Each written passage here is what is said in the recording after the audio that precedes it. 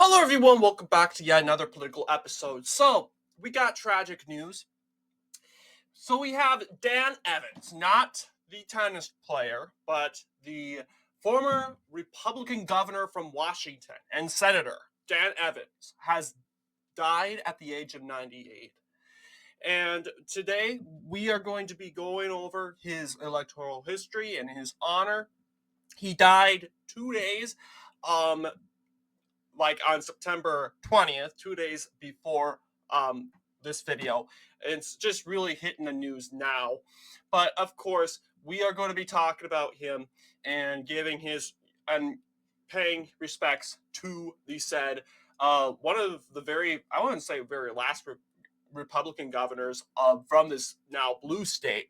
But let's take a look at who Daniel J. Evans really is. So Daniel J. Evans is, of course, uh, I would describe him as a Rockefeller Republican, as you can see here.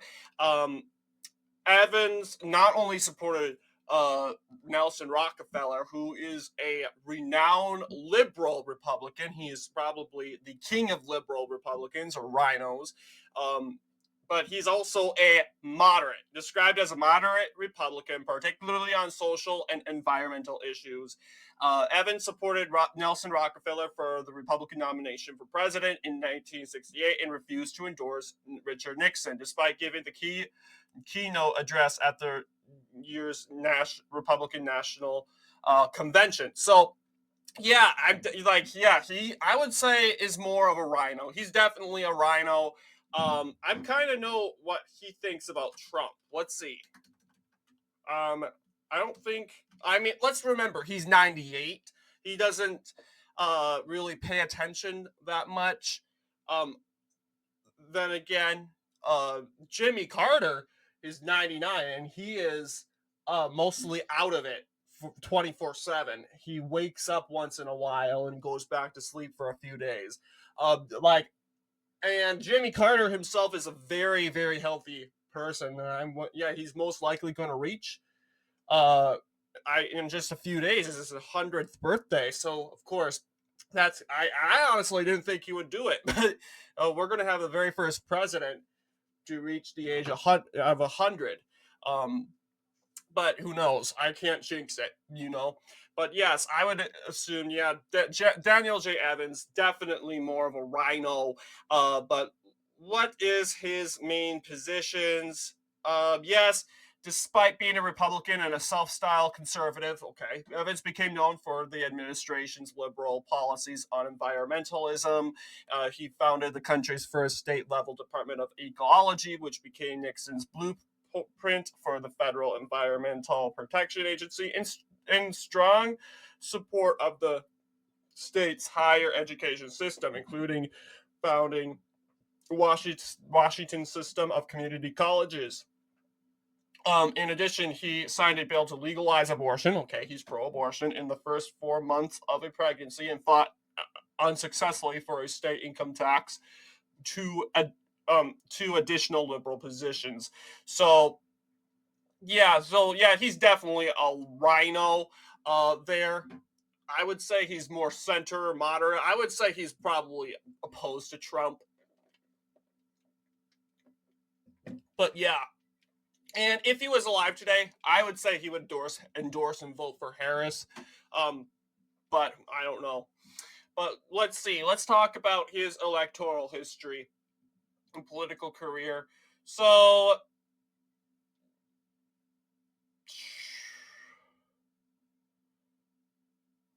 let's see if he actually has a page. I don't know if he. I think he ran in the state senate of J. Evans. Okay, they don't have a page about that. But looking here, he has held. Oh yeah, he was a member of Washington House of Representatives from the 43rd district, a minority leader of the Washington House of Representatives. Of course, being the 16th governor of Washington, the National Governors Association, the second president of Evergreen State College, and the biggest one, United States Senator from Washington. So, statewide races. Okay, this is his electoral history. Other than, of course, starting his political career in the State House of Representatives. Um, and then that's when he begins his run as in the gubernatorial election of 1964. And you'll see he does very well. He even carried Kings County, which holds Seattle. And we know today Seattle is a very extremely liberal county, but I don't think it used to be a that liberal back then. Uh, Washington. King County, Washington. Yeah, it was more centrist. Sure, of course it's going to vote for Richard Nixon, a moderate 56% landslide. But yeah, it goes back and forth between Republicans. You'll see there's a major pattern. They really, really do not like voting for hardcore Republicans. Like, they didn't vote as aggressively for Ronald Reagan in '84 as it did for Richard Nixon. But yes, of course, it's 74. This is the highest it's ever been since, I believe, ever. I like 74% is the biggest Democrat streak it's been going on since, I don't know. But yeah, that's Kings County. But yeah, 55.77%. Where Olympia is, I have honestly no clue. Here. And during this time, yeah, you'll see Washington is divided geographically by the Cascades. Usually, west of the Cascades, it's more conservative. I mean, liberal. I'm mixing it up because usually I say west isn't usually conservative, but west of the Cascades is more liberal. You'll see because of Seattle, Olympia, and just Democrat areas, suburbs in general. Meanwhile, in the east, it's more conservative. You'll see, yes, a lot of these counties are voting more 70%. Of course, this county right here, which has no people in it, that's voting Democrat. So Daniel J. Evans wins the governorship, flipping the set, not only just flipping the state of Washington in a blue wave. Then again, let's remember 1964, the LBJ landslide. Not only did that, but he ousted the Democrat governor Albert Rossellini, and I don't know why they ousted Rossellini. To begin with, maybe there's some things he did that a lot of people didn't like, but nevertheless, Evans runs for re-election in 1968 and is successfully re-elected and defeating John J. O'Connell. And O'Connell, and it's important to note that, yeah, there's blanket primaries.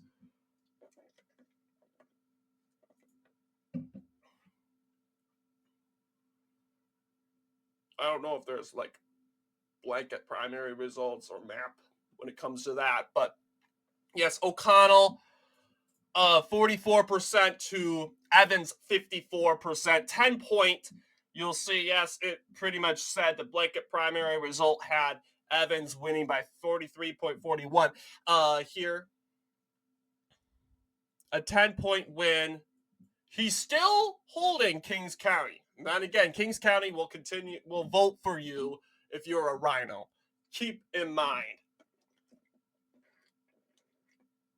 They'll vote for you if you're a rhino Republican. But yeah, you'll see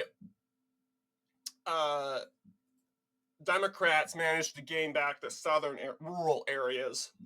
This county right here, this one right here. But then again, these are unpopulated areas, just people low turnout in general.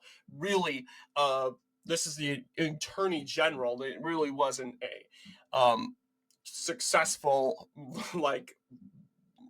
Sure, Evans did a little bit bad. He did a point less, but not even a point less, like point something percent less. Just O'Connell is just picking up rural areas in general.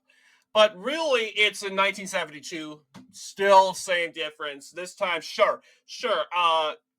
Evans wins by an 8% margin with an 8% victory against, once again, the former governor, Albert Rossellini. And the fact that they rejected him is not a good sign. He probably did something really bad.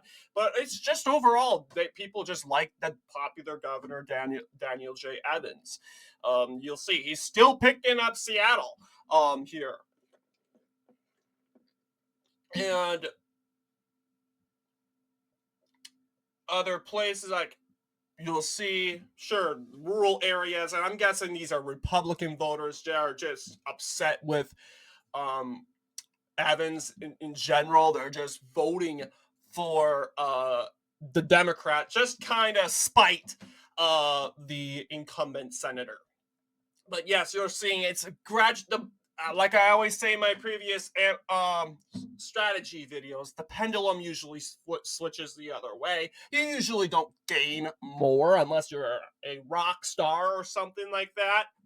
We know Reagan did, but the pendulum swings the other way. You're seeing Robert Rossellini is gaining more than he did in in 64, right? So yes, despite Daniel J. Evans doing very well here, and in 76, Democrats regained the governor's mansion in a good year for them, because Daniel J. Evans is saying, "Sorry, I'm not going to run for re-election." That's because he has a better prize, in his opinion, to look at, and that is the senator's race. And 72. Actually, no. He would wait 10, 11 years when decided to go and run for senator. And he actually does very well, despite kind of being out of the public domain for like 11 years. People, Washingtonians, have not forgotten this guy. And not only that, he's holding on to Seattle and Kings County. I think he's won Kings County in every election in all of his statewide election races. It's amazing, and it proves how progressive this guy is. And as of 2024, this is the last time King County voted for a Republican U.S. Senate candidate. This was the first time since 1923 that Republicans held both Senate seats in the said state. So yeah, interestingly enough.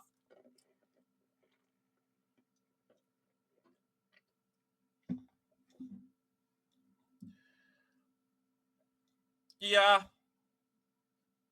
and this time you got, it's not as blue as we're seeing. Mike Lowry, he's a U.S. representative from the 7th Congressional District.